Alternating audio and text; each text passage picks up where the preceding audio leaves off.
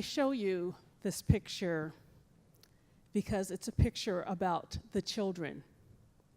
Did you know that in many states, there are children who don't live in a family foster home setting? They live in group homes. They live in residential facilities. Did you know that there are children who come in as a sibling set 2, 3, 4, 5, yes, 6 and 7, who because they are a sibling group, they don't get to stay with their sibs. 2 go here, and 1 goes there, and 3 go here, separated. Did you know that it's government's job to recruit, train, prepare foster families to care for children when they can't stay home safely? Hi, church. Hi. We, government, your state and local government, needs you to stand up and to care for those children that we say are in foster care. Foster care being a child welfare term. The term for, the biblical term is called orphan. Those children who, whether temporarily or permanently, don't have a family. You say that piece about being bilingual. We need you to cross the aisle and engage. Learn the language, the alphabet language that child welfare has, because it's truly alphabet soup. All the acronyms you think of, we have, child welfare has, and those acronyms stand for something. There's acronyms in the church. Yeah, there is. Go ahead and own it.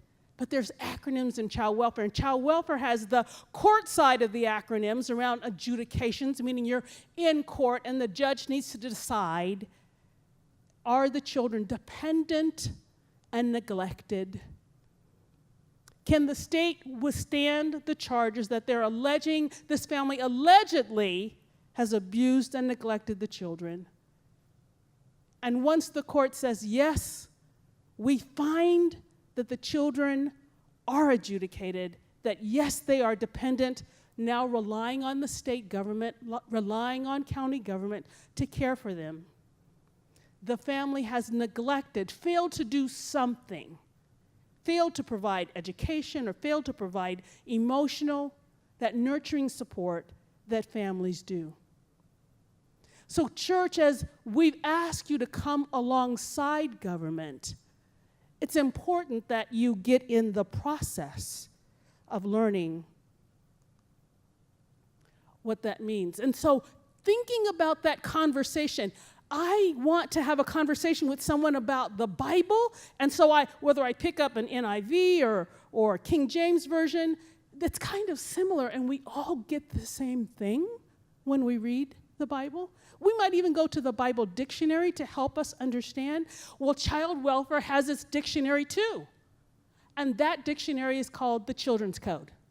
Every state has a children's code, and it talks about all the different terms that are used for the court and for child welfare caseworkers or social workers, depending on your jurisdiction, that they use to know how to do their job. When someone's learning to be a pastor, they go to Bible college and they learn about homiletics and everything. Well, when you become in the child welfare world, there's a whole nother set of education. Are you willing, church, to educate yourself about engaging with child welfare?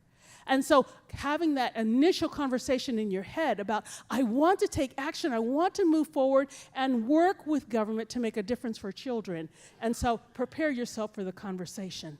And then as you engage with child welfare, know that there are people who are going to be skeptical about why you're coming to the table.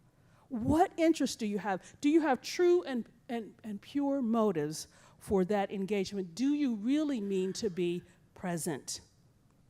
And then when we get to that piece about relationship, are you staying there for the long haul? What's your motive about being involved in child welfare? What's your motive about coming to the Lord? Oh, well, I want to be saved. I want to be sanctified. Well, what's your motive for coming to engage in child welfare? Do you really care about the children? Do you just want to pluck this child out and adopt this child? But child welfare is about the continuum of care, because it's that caring for the children while they're at home, all the way through, unfortunately, if there's a termination, severing of parental rights, to that piece about post-adoption services. So it's the continuum of child welfare that we're hoping that people would want to be engaged in building that long-term relationship. And gosh forbid the word trust. Caseworkers need to know that you're in relationship with them, that you really do want to stay there for the long haul, and that they can trust you to care about the children. You'll hear terms like kinship care. What is kinship care? Oh, does that mean I'm blood relationship to you? No, it means someone who's in that extended family of yours. Did you know that children who are in foster care are there because someone neglected, someone abused them? That there's short-term foster care and long-term foster care? That there's something called a treatment plan. And that treatment plan, no, they didn't go to the doctor. It's the plan that the caseworker and the family have come up with that will help work on the issues that the family has had that brought them to the agency's attention. Even as we look at things like discipline, oh, I was just disciplining my child, but the discipline led to leaving marks and bruises. That's called abuse. Leaving a child unsupervised in a home is called neglect if they're not age appropriate. And so there's opportunities for lots of learning through that engagement piece, through that conversation piece. And there are courageous conversations that need to happen so that kids can leave the system, but leave so safely. I went to a wedding recently, and at that wedding, I was there for the bride side of the family.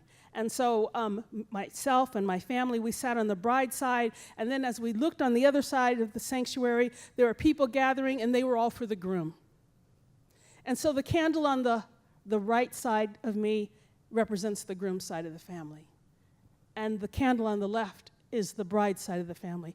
But when the wedding was over, and they had pronounced them man and wife, everybody was there for the family, for this new couple that had been brought together in marriage.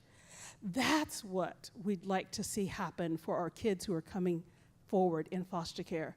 That it doesn't matter whether you're government on the right side and families, the church family on the left side, everybody's coming together to focus on the children.